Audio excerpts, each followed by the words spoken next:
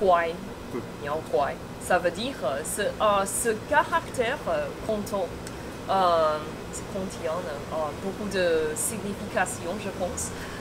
Mais à la base, c'est suivre, à la base, c'est soit obéissant. Oui, c'est plutôt conforme. Oui, les gens ont une grande peur d'être différents. Est-ce que tu peux me dire s'il il existe une forme de discrimination à Taïwan? Salut à toi, putain, il est 7h du mat, là je me prépare à aller en cours et comme promis, j'étais prévu un interview. Donc je te retrouve cet après-midi à 14h et moi, avant ça, je vais aller en cours. Et je te retrouve après. À tout à l'heure. Bon, on va commencer. Alors, bonjour Nourel. Alors aujourd'hui, je suis avec Nourel, qui apprend le français depuis quelques années. 2 ans. Depuis 2 ans, quelques années. Okay. Est-ce que tu peux me parler de toi? Je suis Nourel, je suis taïwanaise et en fait jusqu'à maintenant j'apprends le français depuis 2 ans. Et avant en fait j'ai appris l'espagnol aussi et je suis professeur d'anglais. Donc pour moi je pense que c'est plus facile d'apprendre les langues européennes. Ouais. Et maintenant j'apprends ces langues, j'apprends le français très intensivement. Ouais. Ok. Et pourquoi tu as décidé d'apprendre le français? Pour moi, je pense que j'adore la culture française, mais avant, en fait, je ne sais pas la langue française. Pour moi, peut-être c'est similaire aux autres langues européennes, peut-être c'est ça. Et parce que j'ai appris l'espagnol, je pense que je n'aime pas la prononciation espagnole comme j'aime par exemple la prononciation française. J'adore énormément la prononciation française. Ouais. Ok. Et à la base, pourquoi tu as appris l'espagnol? L'espagnol, en fait, à l'époque, j'étais dans un passage très tumultueux de ma vie, donc je devais changer mon attention, je devais faire une nouvelle chose. Pour moi, c'est mieux. Et à la base, apprendre une langue n'est pas difficile pour moi. Et j'ai recherché et je pense que oui, l'espagnol est un peu plus similaire pour les gens qui parlent l'anglais. Donc, je l'ai pris. J'ai pris cette décision sans y penser beaucoup. Ouais, sans y penser beaucoup.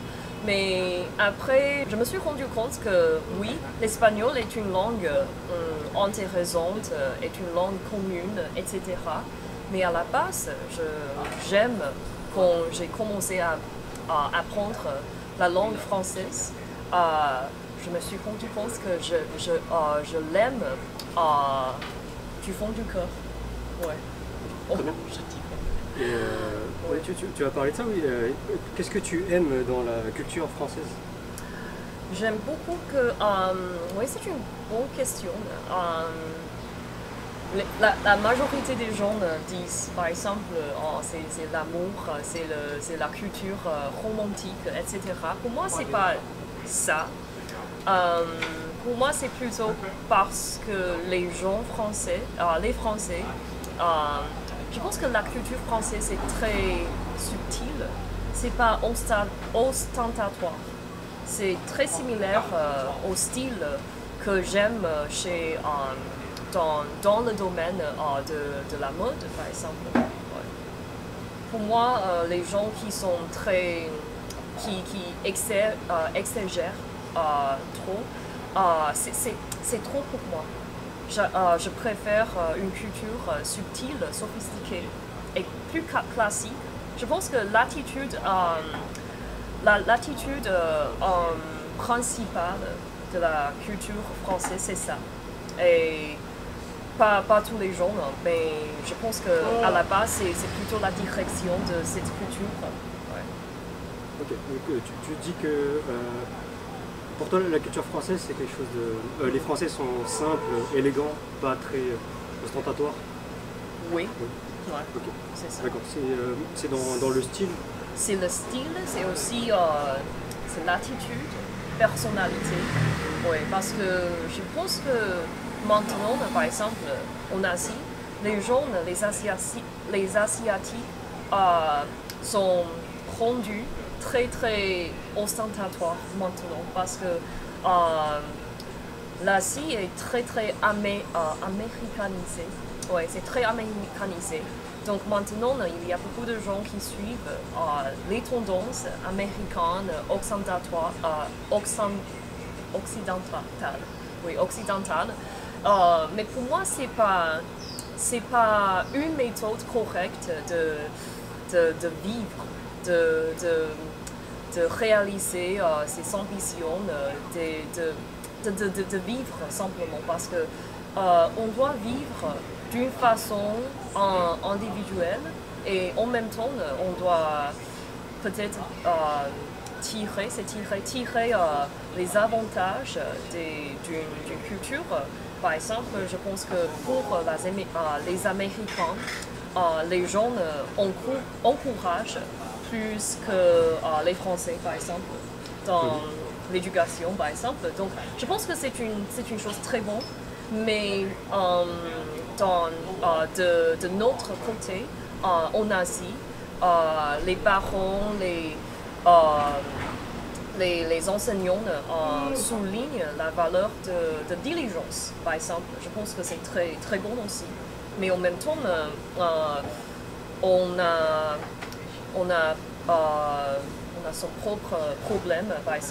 Par exemple, les gens ne questionnent pas, ne posent des questions. Ne se posent pas de questions. Ouais. Ok. Ok, c'est très intéressant, oui, ça.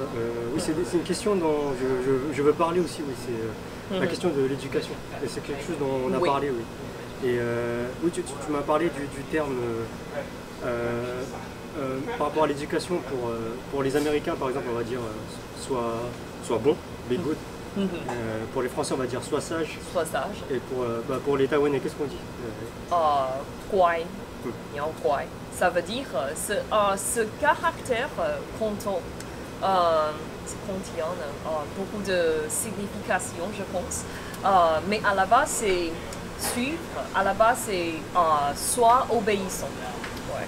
Donc, ce mot, pour les enfants, pour les enfants asiatiques, c'est un mot très souvent utilisé par leurs parents.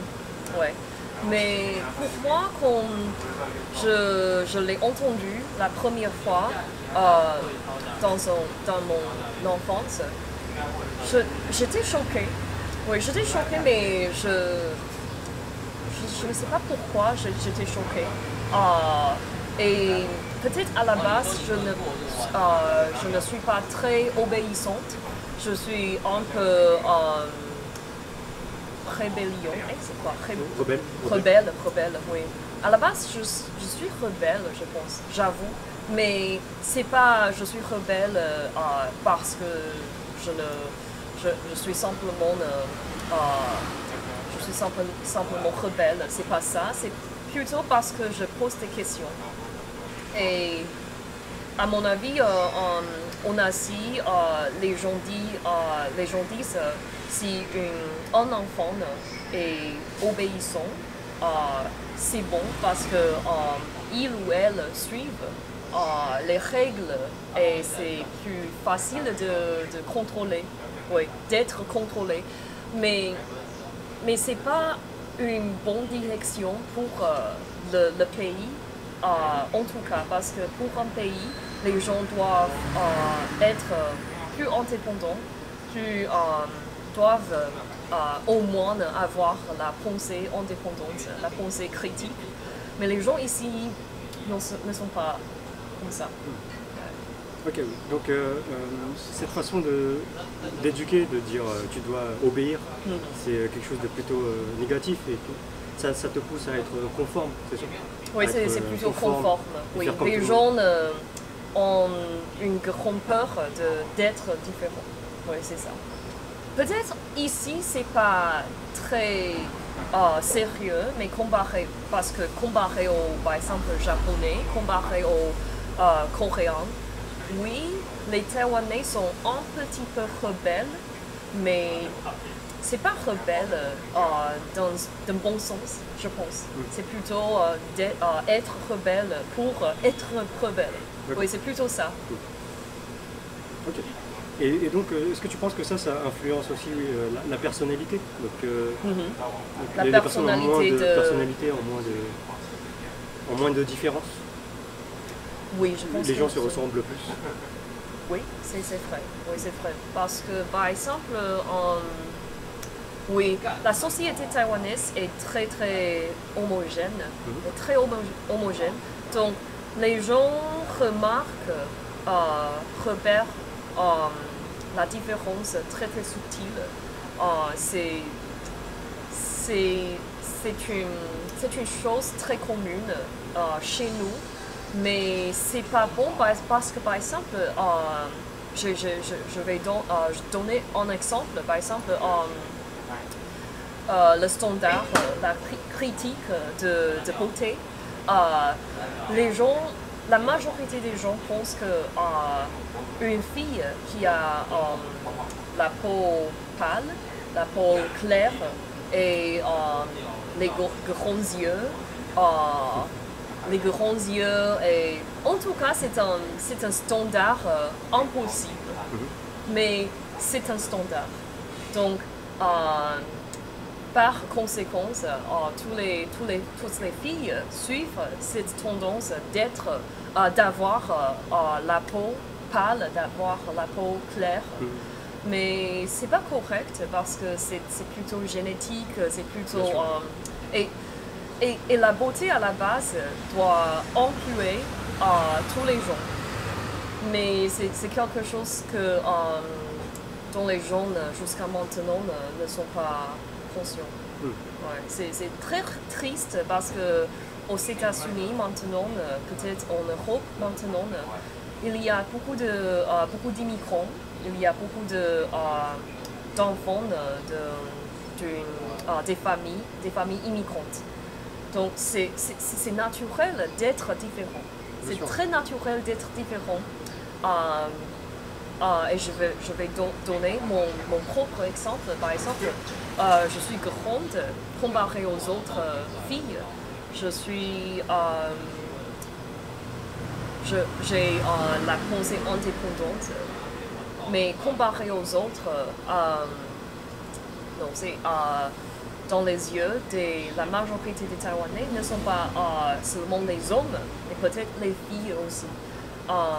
Je suis peut-être étrange, je suis différente, c'est possible, il y a quelqu'un comme moi, parce que pour eux, l'éducation est la même. Donc, c'est plutôt comme une usine. Tous les produits doivent être les mêmes. Okay. Oui, c'est plutôt ça. Oui. Mais je ne suis pas d'accord parce que parce qu'il y a trop de facteurs de changer une personne. Ouais. Il y a trop de facteurs, la famille, l'éducation et l'information différentes. Okay. C'est très intéressant, mais ce que tu dis, c'est que ce conformisme, ça fait que ça accepte pas trop les différences en fait. Ça fait que tout doit être conforme et on n'accepte pas trop les différences. Trop les différences et les gens ne pensent pas. Je pense que les gens ne pensent pas. Ok. Ouais. On leur dit il n'y a pas besoin de penser, c'est comme ça et ça doit être comme ça. Oui. Okay. On n'a pas besoin de poser des questions. Ok, c'est très intéressant. Alors, autre question, ça on va voir plus en détail dans ta vidéo aussi. Ouais. Moi j'aimerais parler un peu de discrimination. Est-ce que tu peux me dire s'il existe une forme de discrimination à Taïwan? Oui, définitivement. C'est une forme de discrimination, pas violente, pas physiquement, c'est une pensée profondément ancré dans beaucoup de gens ici. Par exemple, un Américain doit être blond.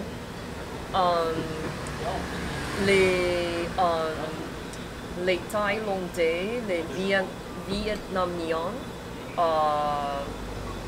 sont toujours pauvres. Et aussi parce qu'il y a beaucoup de côtés, mais il y a une chose très sérieuse, c'est l'image d'être noir ou l'image d'être marron, c'est pas 100% noir. Donc la couleur de la peau change toutes les choses. C'est très triste parce que par exemple, j'ai rencontré, par exemple toi, tu es français d'origine chinoise. J'ai rencontré une française d'origine c'est afro. D'origine africaine. Africain, oui. Donc c'est naturel parce que la France ou beaucoup de pays européens sont des sociétés immigrantes. Ouais. Mais si on pense comme ça, Taïwan aussi était aussi une société de migration aussi. Après c'est assez différent, mais c'est assez différent. Oui, c'est assez différent.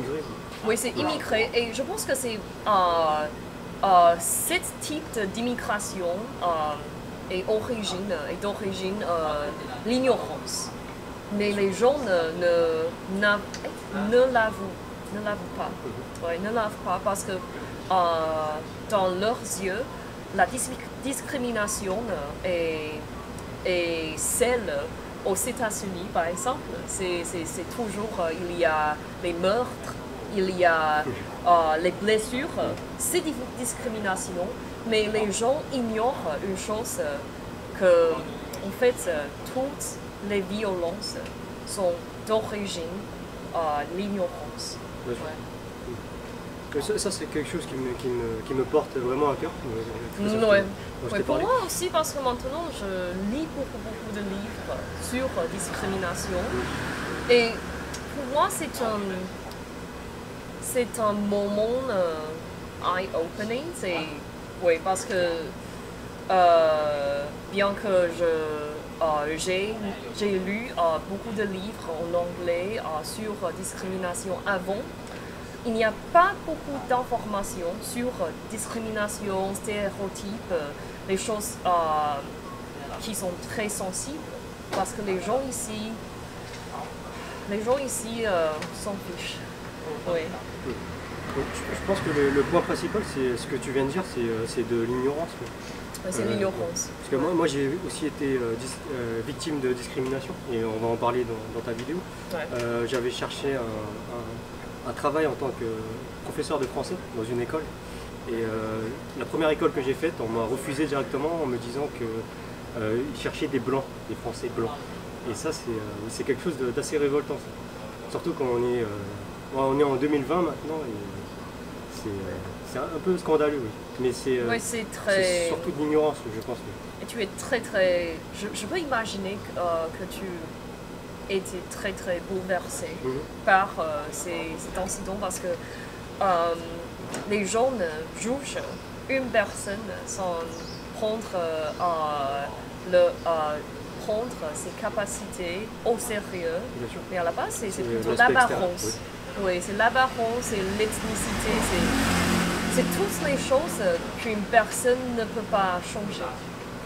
Et c'est injuste, à la base, c'est injuste, cette injustice existe partout dans le monde. Bien sûr, c'est partout dans le monde. Après oui, je pense que ça existe partout, la discrimination, mais c'est juste qu'il y a plusieurs formes, des formes différentes. Ouais. Dans les pays occidentaux, peut-être que ce soit plus direct, plus flagrant. Oui, c'est plus flagrant. Ouais. Mais c'est peut-être c'est parce que la discrimination aux États-Unis, en Europe, est très flagrante. Les gens sont plus conscients, peut-être. Bien sûr. Ouais. Okay. Du coup, on va rentrer plus en détail sur ça dans ta vidéo. Et du coup, autre question. Qu'est-ce que tu penses de la piété filiale? Mais ça, on en a un petit peu parlé. C'est respecter ses aînés. Respecter les vieux. Oui, les aînés. On est pas plus poli. Donc, je vais donner c'est pas la définition, mais c'est un concept qui n'existe pas dans la société occidentale. La piété filiale, à la base, c'est les enfants. Plutôt, c'est un concept qui contrôle comment une famille fonctionne. Et ce concept est basé sur le patriarche. Le père, le patriarche. Patriarche. Oui, c'est ça.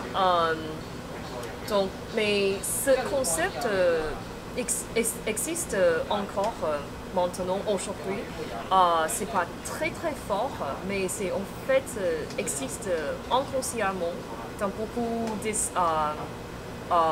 dans la tête de beaucoup de gens. Ouais.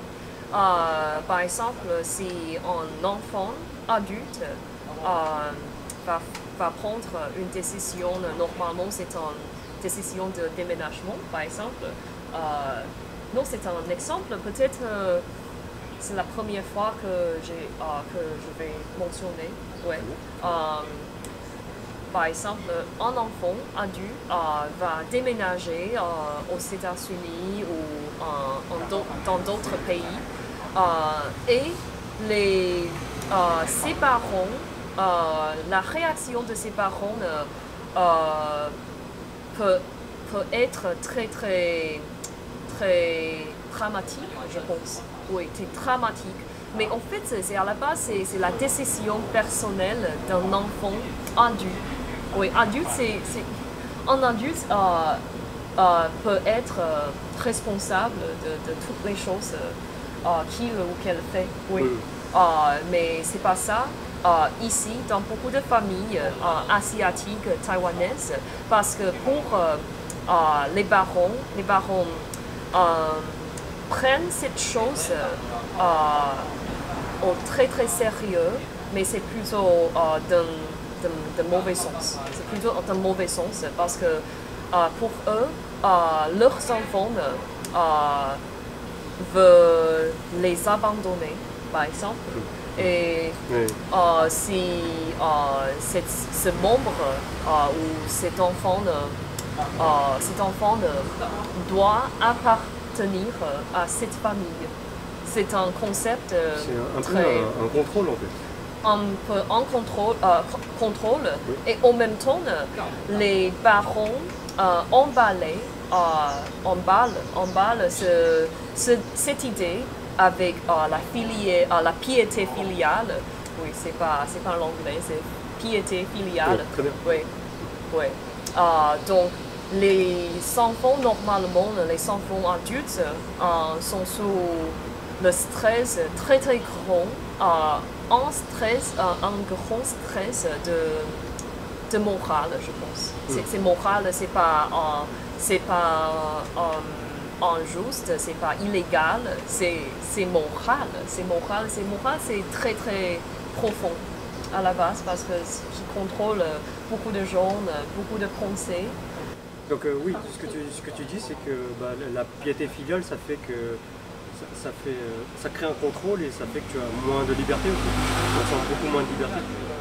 Que tu sens que tu as des obligations. Ouais. C'est ça? C'est ça. Oui, parce que c'est moins, c'est plus contrôle, mais en même temps c'est plus contrôle d'un sens naturel. Parce que les gens sont naturellement contrôlés, parce que c'est un concept bon, c'est un concept moral. Ouais. Okay. C'est intéressant, ok. Et du coup, on va arriver à ma dernière question. On va finir positivement. Qu'est-ce que tu aimes à Taïwan? J'aime énormément que les gens sont toujours disponibles pour aider des autres. Et les gens sont chaleureux, en général, sont chaleureux. Les gens sont diligents en général, parce que maintenant la situation change un petit peu, parce que nous sommes très très américanisés. Donc, je pense que nous sommes, on a tiré des avantages et les choses mauvaises aussi en même temps. Donc, peut-être la génération jeune ne sont pas encore diligentes, mais à la base, les gens croient que la valeur d'être diligent, de diligence. Ok. Est-ce qu'il y a autre chose que tu veux ajouter? Est-ce que autre chose que tu aimes à Taïwan? Autre chose dans la culture ou dans le pays ou dans peut-être la flexibilité, ouais. Parce que comparé aux Japonais, non, cette flexibilité est bonne et mauvaise en même temps, mais si je n'analyse d'une perspective plus positive, c'est les gens changent les traditions, les choses peut-être mauvaises, les choses comme stéréotypes très rapidement comparé par exemple, le japonais ou coréen. Ils sont plus attachés aux traditions. Mais parce que Taïwan est une île, donc nous reçoit beaucoup d'informations dehors. Donc pour nous, c'est plus facile, plus naturel de changer. Nous sommes très habitués au changement. Ok, donc il y a quand même cette flexibilité. Ok, très bien. De la flexibilité, de l'adaptation. Parfois, on change des traditions qui sont mauvaises. Qui sont mauvaises. Okay. Ouais. D'accord. Mais ça requiert ça prend du temps. L'œil de critique, de repérer les mauvaises choses. Oui. Ouais. Ok. C'est le manque. C'est notre manque. Ok, très bien. Je te remercie, Noé. Et du coup, on va attaquer,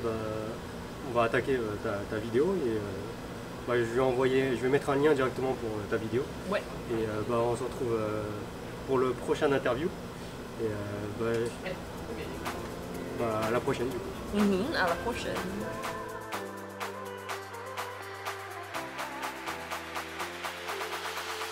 Tu peux monter. Je vais couper.